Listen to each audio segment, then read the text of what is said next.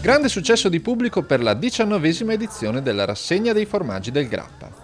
Migliaia i visitatori accorsi a Malga Campocroce per conoscere e degustare i formaggi partecipanti a questa sfida estiva tra malgari, ideata e promossa da Aprolab, associazione di produttori di latte del Veneto, per valorizzare le produzioni tipiche delle prealpi trevigiane. Quest'anno siamo giunti alla 19ª edizione, abbiamo avuto una bella presenza da parte delle malghe del Grappa e siamo soddisfatti anche per la partecipazione dei malghesi a livello nazionale, anche perché siamo al secondo anno come concorso nazionale di malga, abbiamo 21 formaggi e questo ci ha fatto molto piacere. Ad aggiudicarsi il primo premio di questa speciale sfida del gusto, su giudizio degli assaggiatori ONAF, Malga Colserai di Borso del Grappa e Malga Mure di Paderno, rispettivamente per le categorie Morlacco e Bastardo, i due formaggi tipici dell'area del Grappa che il concorso ha contribuito a riscoprire e valorizzare. È una grande festa oggi qui sul Grappa, veniamo a vedere la produzione del formaggio Morlacco e Bastardo del Grappa, che comunque è una produzione importante. Qui abbiamo circa 15 malghe, mi sembra 850.000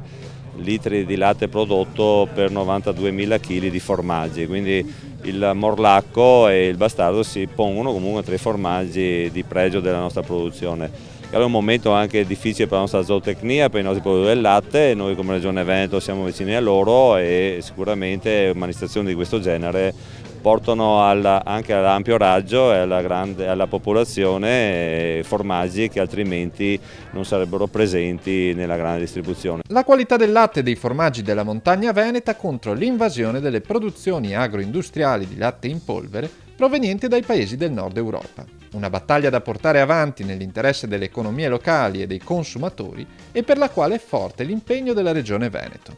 La Regione ha fatto a maggioranza, all'unanimità, una mozione per salvaguardare il latte veneto, il formaggio prodotto col latte. E allora tutti i veneti si sono espressi in maniera chiara e vogliono che i formaggi vengano fatti col latte. Non esiste la possibilità di fare il formaggio col latte in polvere, è una vera e propria bestemmia. Un impegno condiviso da Aprolab che attraverso la rassegna dei formaggi del Grappa ha contribuito a rivitalizzare la produzione casearia sulle montagne trevigiane, scommettendo sulla tipicità del Morlacco e incentivando l'allevamento della burlina, razza bovina autoctona salvata dall'estinzione, dal cui latte viene ricavato il formaggio Bastardo. È stata la prima delle manifestazioni ideate da Aprolab e credo sia comunque la più bella, anche se non la più importante. È quella che ha dato valore a dei formaggi, è quella che ha dato valore a un territorio che era quasi abbandonato. Se pensiamo al Morlacco che non poteva essere prodotto e adesso addirittura è presidio slow food, se pensiamo alla vacca burlina che è una razza in via di estinzione e in questa maniera siamo riusciti a continuare a valorizzare e aumentare i capi presenti.